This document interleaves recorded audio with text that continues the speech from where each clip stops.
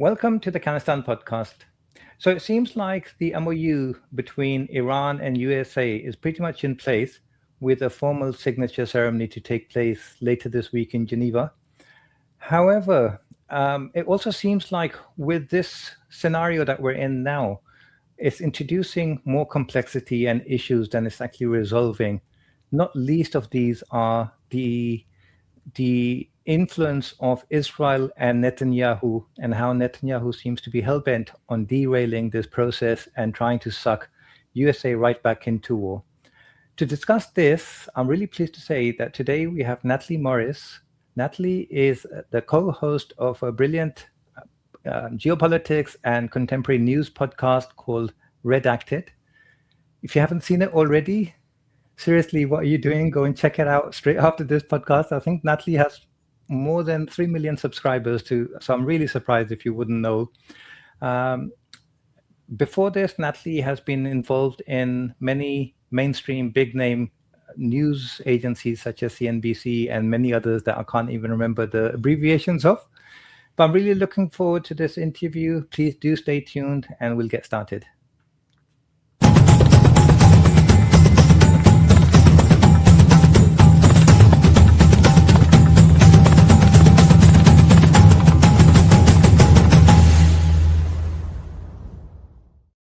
Thank you so much for joining us. Thank you for having me. It's a pleasure. Brilliant. Natalie, we'll talk about your career and everything. I like to do that at the end of the podcast in the last 10 minutes or so, because whenever I have a guest who also have their show, I always love to get to know their experiences a little bit better. But before we get to that stage, let's jump straight into it. So tell me what your thoughts are on this MOU that both Iran and USA seem to have come to terms on. Well, it's extremely volatile. I'm not hopeful, but we've been through almost a Groundhog Day of we have a deal with Iran. Actually, no, we're going to kill them all. Actually, no, we do have a deal. Actually, we're going to decimate their whole society. If you are following this with any emotional investment, you be in an asylum by now, because it's incredibly upsetting to me as a U.S. taxpayer, a U.S. citizen, born and raised in the U.S., the idea that I have to work every day in order to file taxes, in order for my military to kill civilians based on this nebulous threat of Iran as our enemy. And if you study the diplomacy of Iran since the Islamic Republic was put in place in 1978, you realize we are the a-holes here. We constantly refuse diplomacy. We constantly mess with them. And we have killed their civilians en masse far more than they've killed ours. And yeah, it's upsetting. But this is the first time that Iran has said that they are actually participating in President Trump's delusions. And I want to make it clear, I shouldn't have to say this, but I will.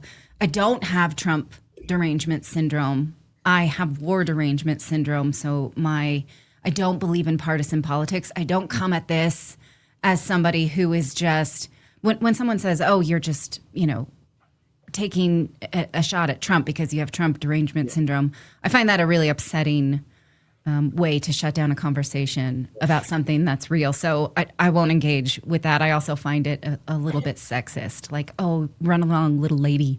You don't know what you're talking about. So I'll just put that aside for a second.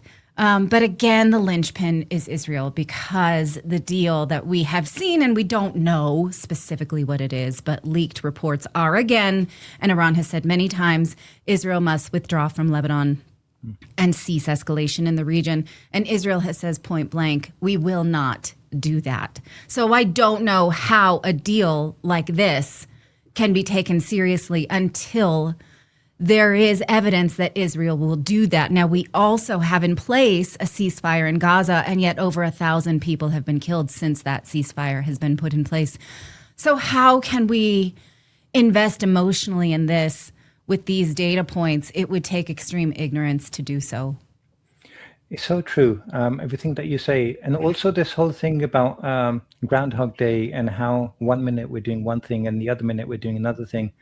It's really hard to tell at this point now whether Trump is actually insane or if he's playing insane.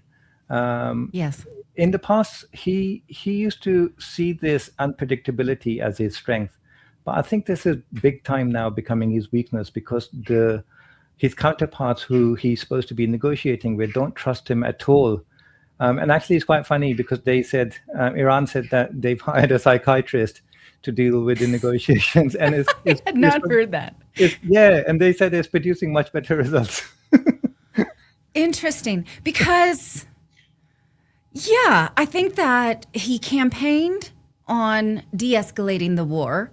He did not tell the truth about the origin of the Ukraine conflict, but he at least was the only one that we had as an option who talked about de-escalating it. When Kamala Harris said, how would Trump handle Ukraine? He'd give it away. He would give the now contested parts of Ukraine away, as in he would not fight to get them back. And I found that to be such an upsetting response because it's so ignorant. The people in that region asked Russia, in fact, have been asking Russia since 2014 to come and take them over. They voted in a referendum. It is not our will to say that they must remain a part of Ukraine. And they have been being tortured by the Ukrainian army since at least 2014. Civilians bombed. So Kamala Harris, her take on Ukraine was upsetting enough for me to turn away from that. And Trump had said, I can end it. And we thought, well, at least we have one person who wants to end it, even if they're not telling the truth about the conflict. On Iran, they were the same. Kamala Harris said, everything's on the table for a war with Iran. We thought that Trump had paid lip service to peace. Why did he do that? Was it just to get elected and then get the war that Israel had wanted all the time? Is he actually compromised? I mean, I'm looking all the time for evidence of compromise. And, it's nebulous at best, but his behavior is inexplicable. Yeah. And, so, we're caught here. We don't have any options. You see now how Democrats are upset about the idea of a peace deal right now, which should tell you all you need to know about partisan politics. Neither party wants an end to this conflict, not the leaders, but the American voter does. Exactly. And that's the thing with almost all, even the states within West Asia, the rulers simply are not representing the views of the people on the streets. And it's so frustrating for everyone. Natalie, also, while you were talking about this, I was also wondering, I don't know much about internal USA politics, but tell me about this bill that's being presented apparently to the Congress, where Israel and USA will be obliged to share intelligence and all of these things going forward. Do you think it's likely to go through? Well, it's hard to say because it did, in fact, pass the House Armed Services Committee. What it says specifically, I can pull it up in my notes, is that the U.S. and Israel will now collaborate further militarily. So they will share intelligence, which they already do. They will now, I'm trying to find the actual text in it because it's incredibly upsetting. Never has the U.S. done this before for any other country.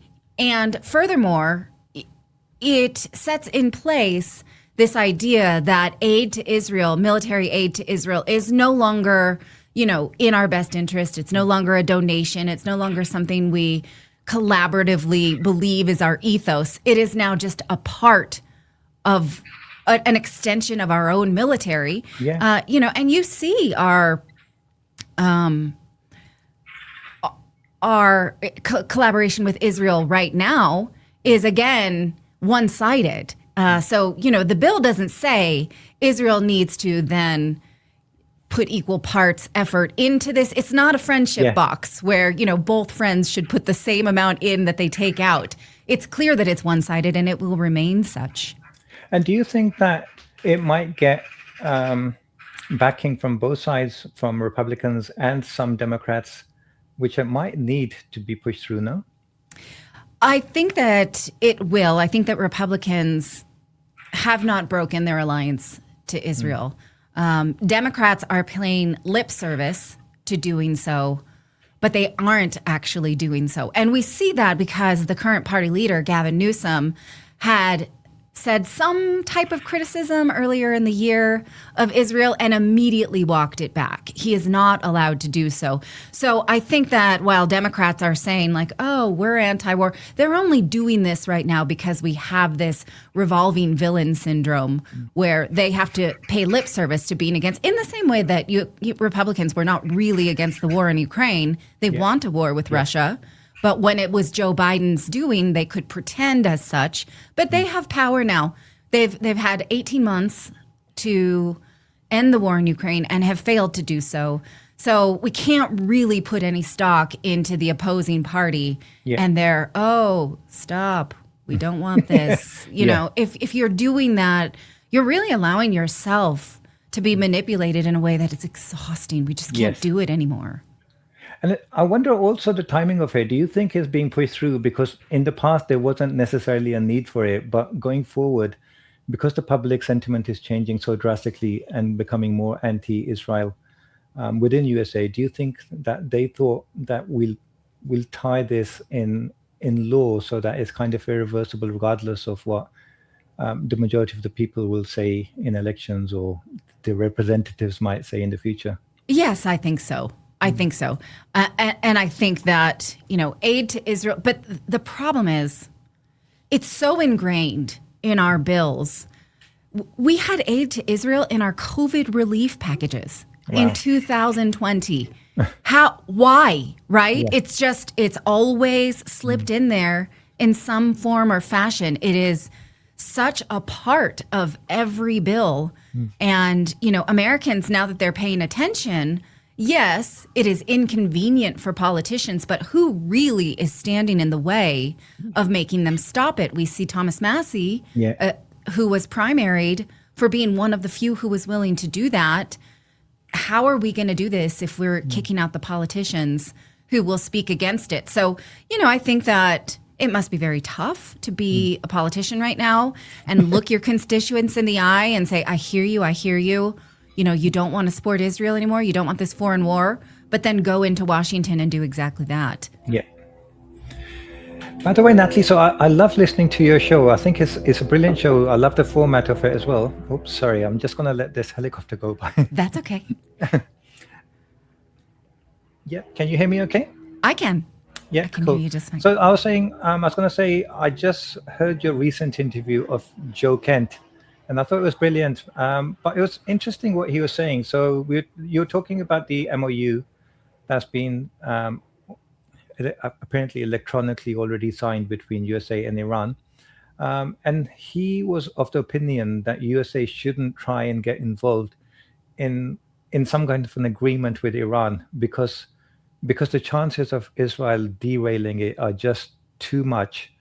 And the blame is going to come on USA no matter what Israel does. And he was saying, if I have this correct, he was saying that it would be better that USA and Trump, they walk away at this stage. But I was thinking it's interesting because walking away doesn't seem to be an option as well, because there's so many things tied to the USA walking away from what they've created in West Asia. Because apart from other things, we have petrodollar, and the equation of petrodollar is that USA provides security to all of these countries in West Asia, and then in return, they sell their oil in dollars.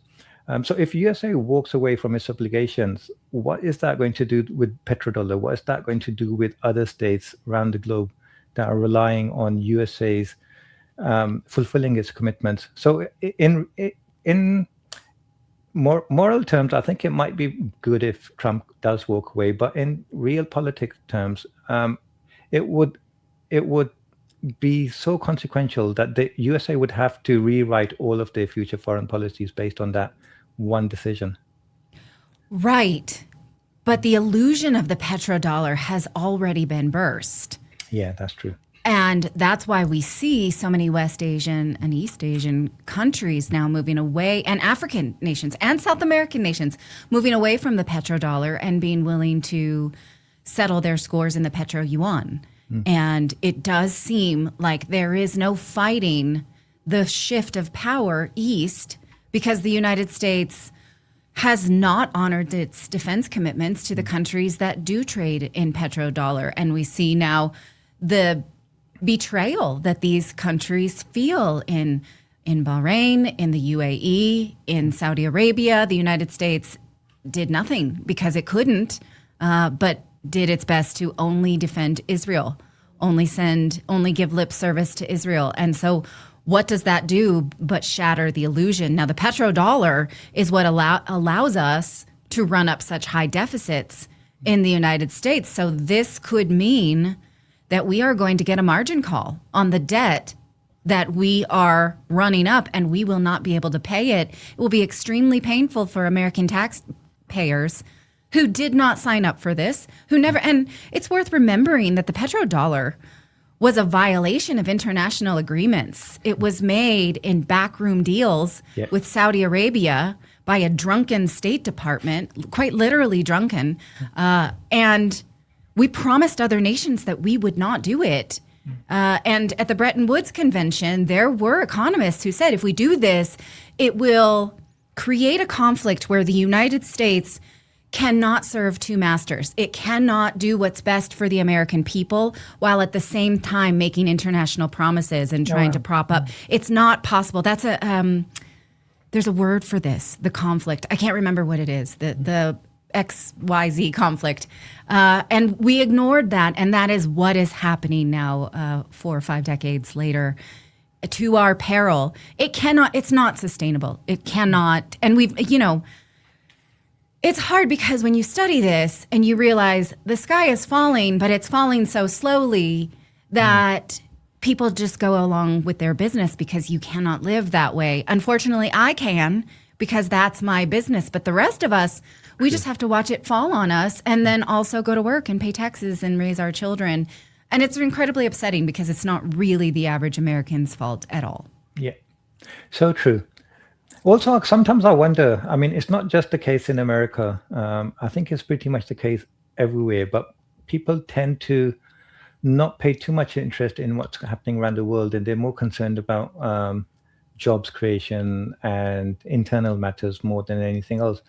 But I think people should be concerned about what's happening around the world because that has huge consequences. What's happening in West Asia has huge consequences of what's happening inside USA, what's happening in Europe. What's happening in Ukraine is affecting all of Europe.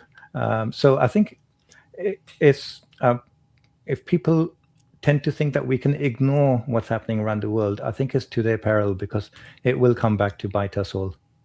Yes, I'm incredibly disturbed by it because we're walking into geopolitical apathy right now, and you cannot blame the average YouTube viewer or newspaper reader. I say that as if whatever the modern equivalency is newspaper reader. I think people care, but it's been going on so long, they can do so little, and they get frustrated. And we notice that our viewership tends to lag because we're in this constant state of we have a deal, we don't have a deal. We're bombing them, we're not going to bomb them. We're the good guys, we're not the good guys. How does the average person handle that, and what do they do about it? And it's causing an apathy. And I don't have right now a solution to it. I only can validate it. Of course you feel that way. I stick with it because that's what our show is. I don't know what we're doing by raising awareness anymore, and I feel it too. And I'm increasingly concerned about it. Look, we had release of the Epstein files, which tells us that many global leaders have participation in elitist rings and make decisions outside of official channels, and we cannot do anything about it. Yeah. And now that it's out in the open, and now that no one has been stopped or prosecuted or anything further investigated, we have given consent for it to continue. Yes. So that is the linchpin because it continues. Because we know it, we have consented. So of course that's going to make us apathetic. Of course it is. So true. And I think it's a good point, how you're saying it, because it's your job. It's something that regardless of what's happening, you have to stay on top of these things. But I can imagine there must be times when you just kind of just get so exhausted with all of this. Yeah. Yeah, I definitely do.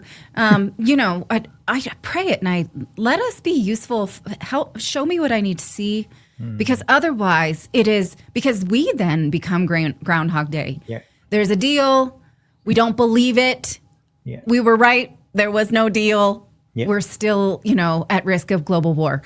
Same show. We're going to do it next week too. There's a deal. We don't really believe it. So how do we elevate the conversation? This is something I'm struggling with. I don't mind admitting to you, because somebody can go on a month-long vacation, come back to Redacted. Exactly. It's the same story. What do we do? And we can't ignore it. I am struggling to, make sure that we are serving our audience in a way that's helping to leave our children a better world. And I don't know the answer right now while we're a dog on a chain. So true.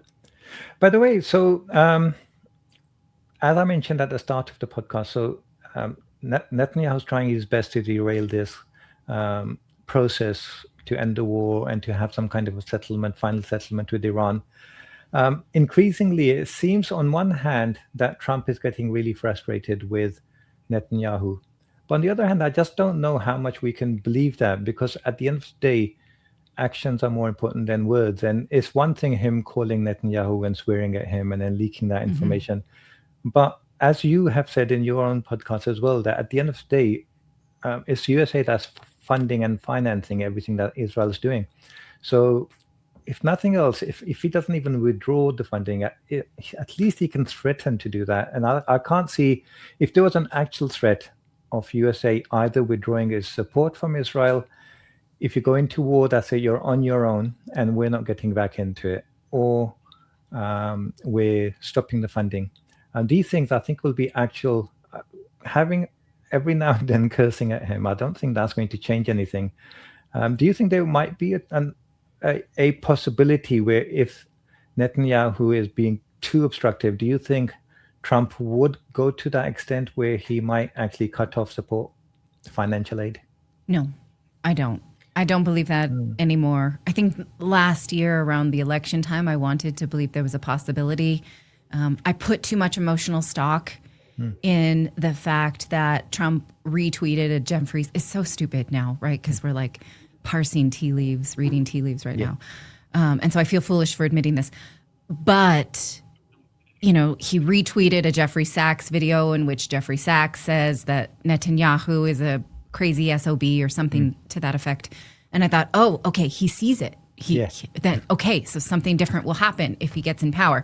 That was dumb of me, but it was more than what we had from the Democrats. So I put a little bit of stock in that. If I'm still doing that 18 months into his pregnancy, that's a shame on me situation. So no, I don't. But also when you look at Jared Kushner's and the Trump son's investments in the Gaza project, it's not possible for him to really uncouple himself from the grander vision of Gaza financially. And that will be very good for his family if he gets his way, which all signs point to him doing. So no, I mean, at the G7 this week, he said, Israel's operations in Lebanon, it's a little overkill, but they're going to do it. Like, how can you watch someone raise entire neighborhoods with the sheer purpose of finding one Hezbollah terrorist and say, I don't quite like it. Yeah. But carry on, right? That's not human. That's not a human reaction. The rest of us are finding this a constant assault on our psyche because we cannot make an agreement that an entire neighborhood, an entire family is worth one Hezbollah terrorist. Yes. So true. And recently, in one of Trump's statements, he started the statement by saying it's wrong of Israel to attack whole neighborhoods or buildings to kill one Hezbollah person when there's many more people who are not related to Hezbollah in that building. So he started there, but then he ended up that statement by saying that Israel should pull away and we can let Syria take care of Hezbollah. Yes. Yeah, it's funny, but it's not funny because the United States, like I spoke to Joe Kent, Your wife was killed, killing ISIS, in a ISIS suicide bomber, I think it was. So she was sent there as a United States service member to fight ISIS. And now we're turning around and saying, well, actually, they could be our ally. Why did we die for that in the beginning, right? And that was during the Obama years. And Obama was fighting ISIS while also arming al-Nusra, which is an arm of ISIS. So it was an insult to American lives to begin with. So to turn around and say they can be our ally, I know the president of Syria now says he is no longer ISIS, but come now. It is a page out of 1984 where Eurasia and West Asia, or whatever they call them, the continents now are doing villain swap. So true. And I think Joe had a good point that it was before when ISIS tried to invade Lebanon. It was actually Hezbollah that went and protected Lebanon, and they became a lot more popular in Lebanon than before. So, so who are you going to benefit if you try anything like that? Right. And I think, we're past the time when Hillary Clinton could say Hezbollah and all of us were like, whoa, sounds bad, right? Yeah. Now we sort of understand that Hezbollah was created when Israel invaded Lebanon in the 80s. And you can understand why you would do that if, if there were Mexican gangs that, were infiltrating American cities, which there has been, but to the extent that is the IDF was trying to take over Lebanon, we might have an American Hezbollah. We might, I would hope that we would, right? Have a military militia saying, absolutely not, and push back and hold our neighborhoods. So true. By the way, so with this deal, the MOU that's been agreed upon now, it gives both countries 60 days now to come up with a final settlement. 60 days seems crazy if we talk about like all of the complex issues that need to be ironed out. It's not nearly enough, but it seems to be too much if we think about the time needed to actually derail the project.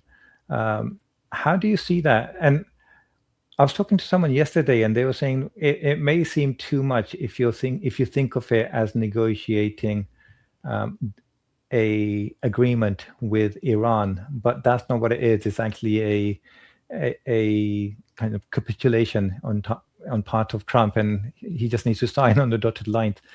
But how do you see it? So if there are all of these things that need to be negotiated upon, whether that's in uranium enrichment, whether that's Iran's nuclear program, all of these things, and then from the other side, the lifting of sanctions, the release of Iran's money, how can all of that be done in 60 days? Well, it can't. I think what it can do in 60 days is make most American voters turn away, in the same way we sort of have for Gaza. If there is, in fact, no military escalation between the United States and Iran and on U.S. bases, then perhaps we think the war is over. And then I believe it was Brandon Weichert on our show yesterday said on day 61, Iran will start charging these tolls, and we will just let it happen because it's no longer a part of a heavy conflict if, in fact, that happens. And again, the wild card is Lebanon, because if Iran means it, and it seems that they do, that Israel must withdraw, then the conflict continues. Now, do we let Iran just duke it out with Israel in Lebanon? And we say, well, that's not really part of us. Maybe that happens. But if Iran says, okay, you're letting this happen, your bases are now at risk, and our bases start taking fire again, then all hell breaks loose. So we can't actually know what this means. If it's a Gaza-type peace deal, which is no peace at all, and we just all turn our heads, perhaps, right? But I think that the Lebanon piece, it does make me wonder, would Iran include escalation in Gaza and the West Bank as part of their deal? Because that's happening and they're not actually threatening based on that. Yeah. I don't quite understand Iranian politics enough to know why just these groups and not these. And so we will have to see. Yes, I think you're right. I often wonder that as well, not just for Palestine, but also for Lebanon. So I quite often think, so if there was an agreement in place, and if it was allowed to continue for the next, not 60 days, but maybe even 6 months, a year, and at that stage, if Israel started attacking Lebanon because they can come up with a false flag, or it could be that Hezbollah went and attacked them, whatever the situation might be, would Iran at that stage want to risk everything if they are getting these billions of dollars in, if things are improving? Well, that's a really good point. What would they do? Because at one stage I heard that they've been contemplating this as well, and they came up with one possibility, that if Israel attacks Lebanon, they are going to attack UAE. Because they're saying, if you attack our ally in the region, we're going to attack your ally in the region. But now I don't even know if that's possible, because it seems like UAE is now trying to mend fences with Iran, like gradually, because they've realized they have to live in the same region. So I don't know at that stage what Iran's really game plan would be, because there would be too much to lose at that stage. That's a really good point. Is that there would be a financial incentive to let it happen, and then who makes it stop at this point, right? I think it's worth remembering that at the outset of Hezbollah and Hamas, both groups tried diplomacy with the United States, and the United States turned them away at the direction of Israel. So that kind of diplomacy has not been allowed from the United States because, the Clinton administration was called Israel's lawyer. They just wouldn't do it.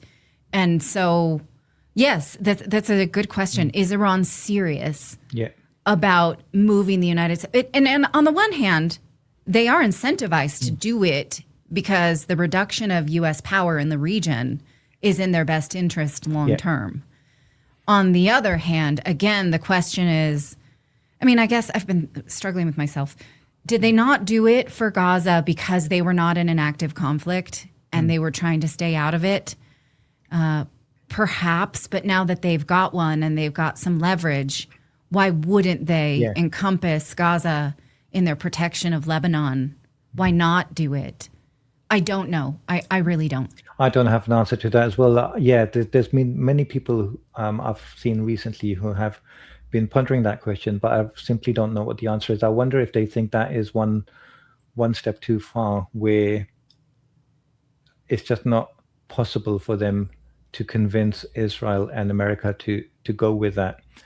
Do you think, though, it seems to me, and I'm just reading general sentiment, I guess, but people in West Asia want someone to make it stop. They do not want to witness this destruction of the Palestinian people. And it's been absolutely heartbreaking. And no leader will do it. Now, something Colonel McGregor has said on our show is that these leaders in Saudi Arabia, in Qatar, in, all of these Eastern Asian countries are facing political outcomes because they refused to do anything to intervene on behalf of, brethren, is what they consider brethren. Do you think that that's true? Do you know what? I think it's true, but I've been wrong many times before. I predicted at the start of this whole thing that the sentiment on the Arab street is going to be so riled up and a lot of these governments are really weak, and I wouldn't be surprised if we see toppling of one or two governments, and that would put everyone at the edge of their seats and pay more attention to what the people are asking for. But somehow all of these regimes have survived, and in surviving, I think they've worn their people down, and it's really sad to see. Yeah. What would that look like? I guess we can sort of have a thought experiment of what it would look like toppling their governments, and then what happens to leaders who want Arab independence. They become Saddam Hussein or Gaddafi, right? And so, I'm curious, why there hasn't been this uprising. Is it too dangerous in these nations? Is it? I don't know. I'm just curious. I don't know enough as well. I was listening to someone recently a Pakistani analyst who said that he went to Egypt and these places, and he was saying that like just the way the whole system is set up, there's very little, there's not much emphasis placed on education because no one, well, a lot of families don't want to put so much resources into education of their kids if there's not going to be those jobs at the end of all that process. So when you don't have that kind of a stake in the system, over time, there's only two ways I think it can go. Either you just kind of lose, your soul kind of dies away, not individuals, but society, or you rebel.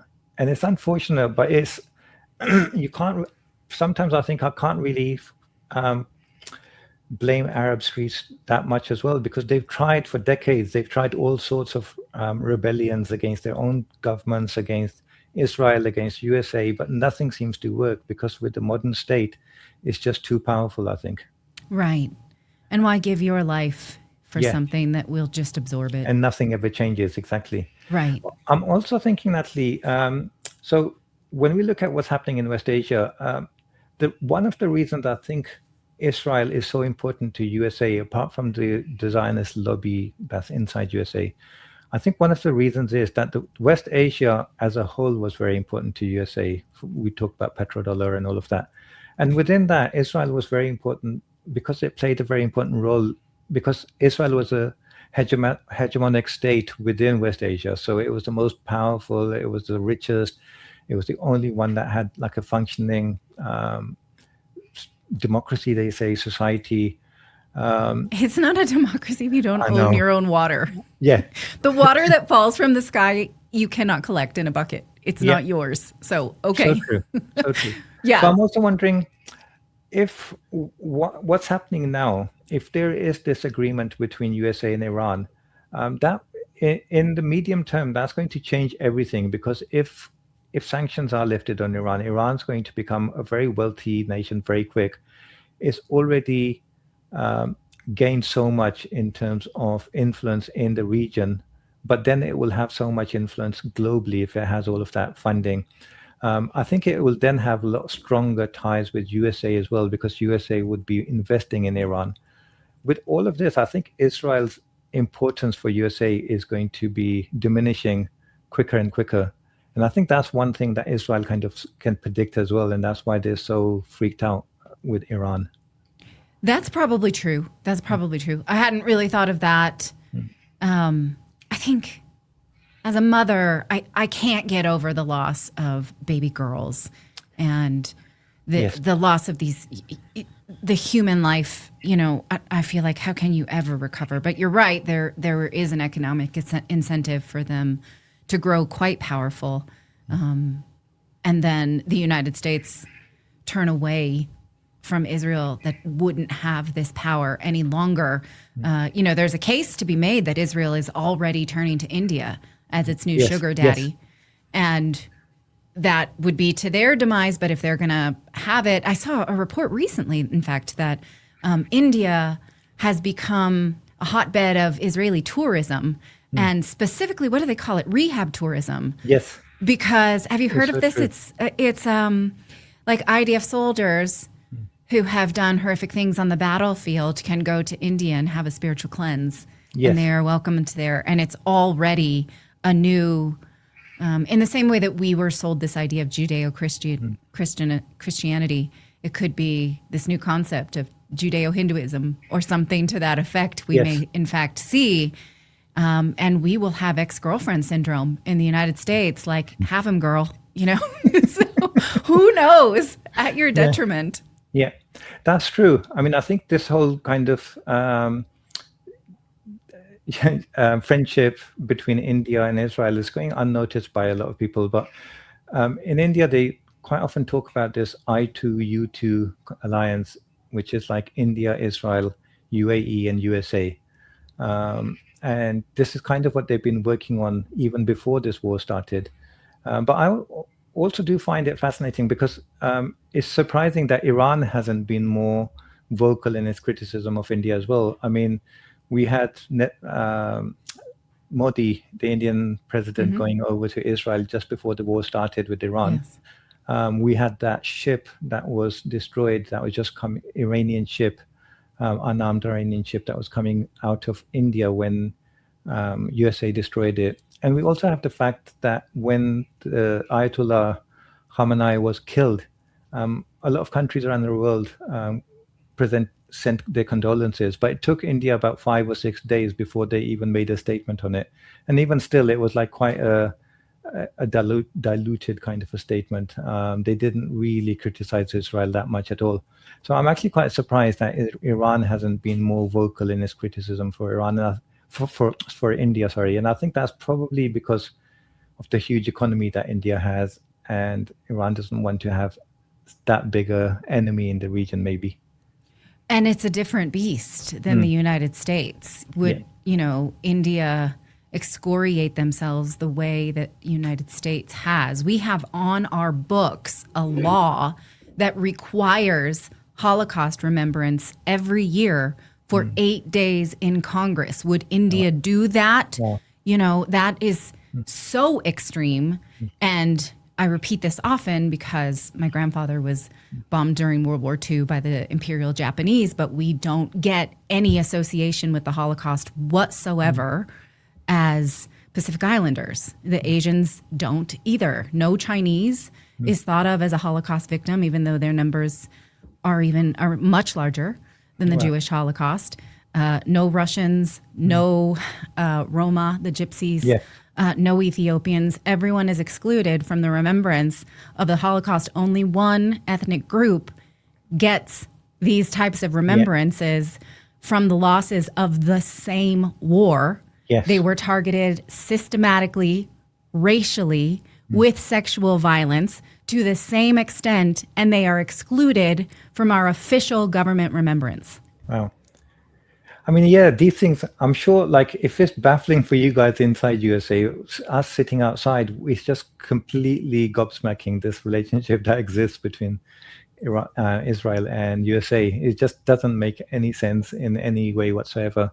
And I was actually really surprised that Biden was saying that if Israel is so useful to us, that if Israel didn't exist, we would create one. And I'm thinking, how? Like, where has it helped USA ever?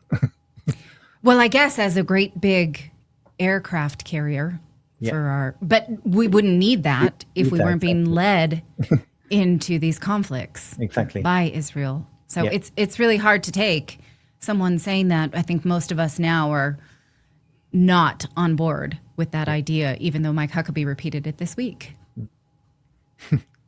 Yep. So Natalie, now tell me a little bit more about your show. How did it start? When did it start? Have you and your husband, is it Clayton, yes? Yes. Have you been co-hosts since its inception, or did that kind of, how did it start? Well, not really. We met in the mainstream media.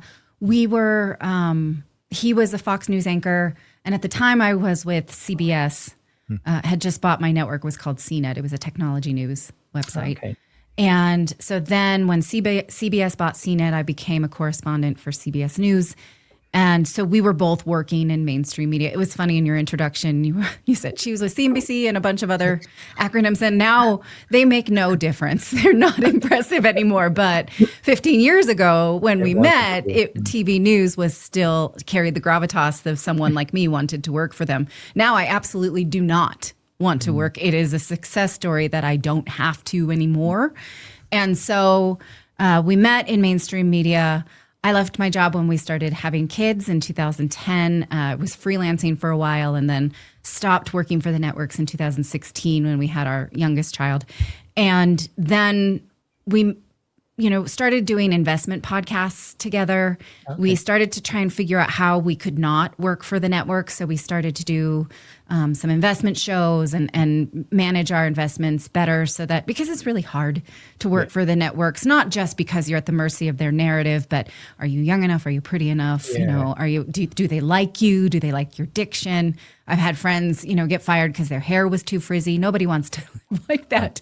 So, then we moved abroad because we were no longer working for the news networks in 2019, and the Where did you pandemic go? hit. We moved to Portugal.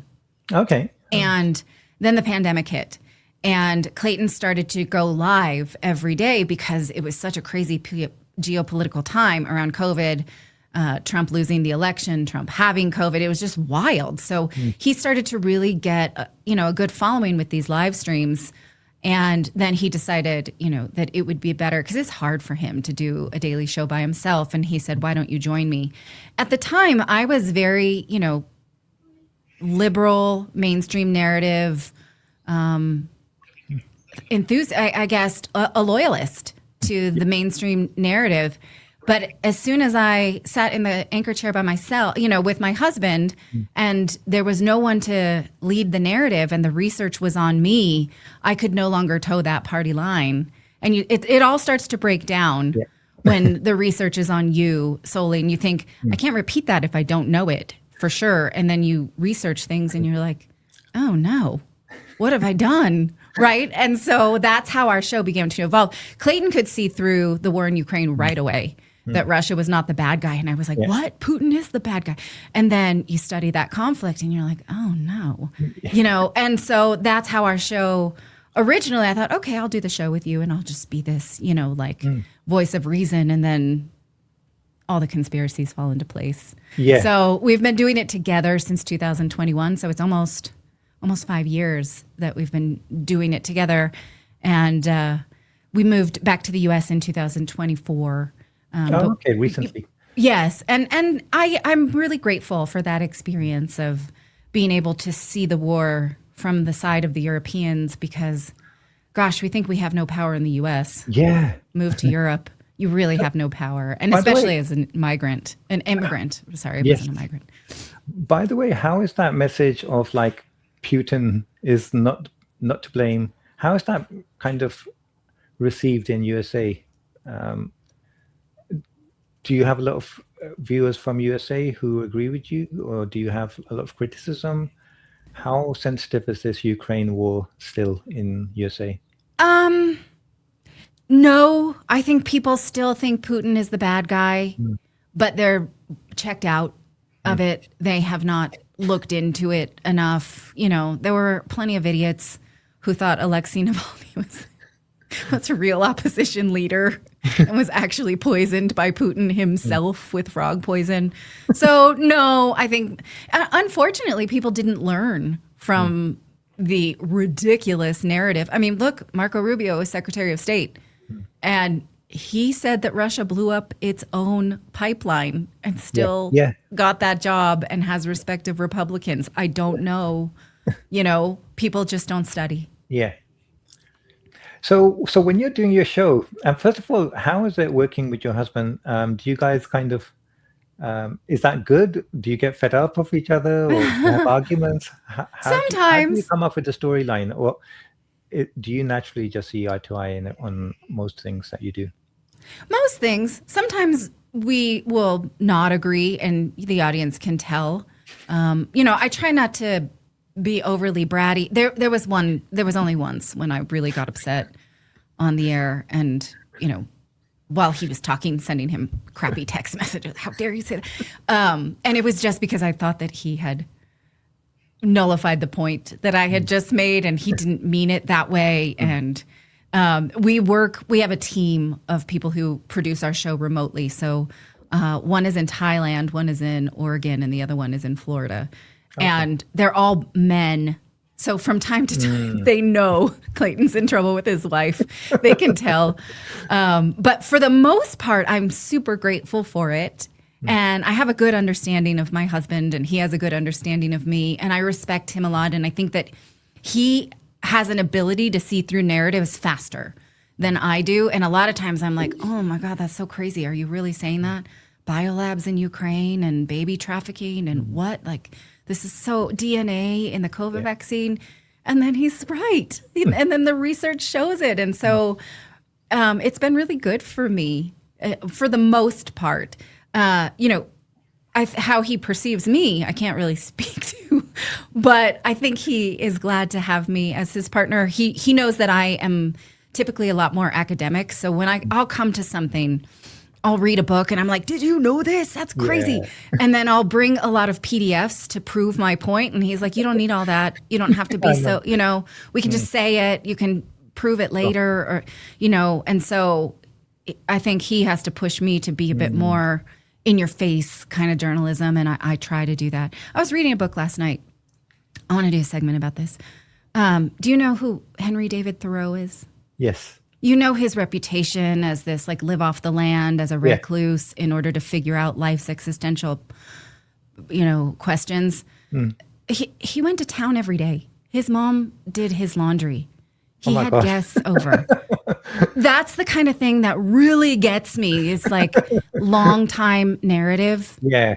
That can be. Why would they lie to us like this? Yeah. Why present him as this sage? Gandhi is mine. Go look into Gandhi if you haven't already. Oh, tell me more about that. His opinions on Hitler, his opinion on all sorts of things. Basically, even in South Africa, they didn't allow Gandhi's statue to be built because they knew what a racist person he was. In his letters, because he lived in South Africa. And in his letters, he used to write how many black people he's hit, that he broke his sticks beating these people up. And he used to ask the white people there that do not treat us Indians the same way you treat black people. You need to have like a separate portion for us. So if there's one door for the white people, one door for black people, you need to make a third. Don't put us with the black people. So yeah, it's all sorts of like very kind of strange things that you just don't hear in the mainstream. And all of this is actually documented in books in India, written by Indians. There's a lot of Indian people who have published these things with evidence, letters from Gandhi, but it's just outside of India. No one wants to listen to it. Everyone's got their narratives already set up. Yeah, that's wild. That's wild. And I just go crazy bananas at that. It doesn't matter, right, if we have Thoreau as this iconic figure, but it does to me. Because we're lied to in school, and I go nuts about that. I have a whole video about McCarthy that I'm especially proud of and how he was right, but we still use the term McCarthyism. And so that kind of thing, I need to work on making that a segment without bringing all my PDFs and highlights and, that kind of thing. So that's what I learned from my husband. You asked. Oh, by the way, I think you have a great team with you and your husband. I think you balance off each other off really well, but I wonder sometimes, like, do you decide who's going to do what story, or do you do everything together? Because I've listened to quite a few videos about aliens. I'm quite into what's like a lot of these stories that are coming out, and I quite often see Clayton doing those stories. Is that just the videos that I've seen, or do you have some storylines that he's more interested in and he kind of runs with them? And he tends to take. We don't overlap a whole lot. So he's more read in on aliens, alien disclosure, and that kind of thing. I tend to do, like I said, narrative busting. I went through a whole rabbit hole in the last month about Michael Jackson. I can't quite figure out why the government would have treated Michael Jackson one way and Epstein another, except for the fact that there was something there with Epstein and not with Michael Jackson. So, I'm strong on vaccine research, that kind of thing. So I don't think it serves the audience for us both to be read in on one. So, geopolitical war, that kind of thing, we're in it together. But then when we take other narratives to break down, we usually break it up. I'm just trying to think of like where he's really strong on 9/11. So yes, we sort of take turns. I'm fascinated by his research, but there's no point. It's an inefficiency for me to try to duplicate it. Sure. Natalie, thank you so much. I really, really appreciate your time, your analysis, and it's been such a huge pleasure speaking with you today. Thank you for inviting me. Yes, I really appreciate it. I'll let you go before the hour's up because I know you've got more commitments. For viewers who are still with us, please, after this video, do go and check out Redacted. Do subscribe. You're going to love it. And thank you, Natalie. My pleasure.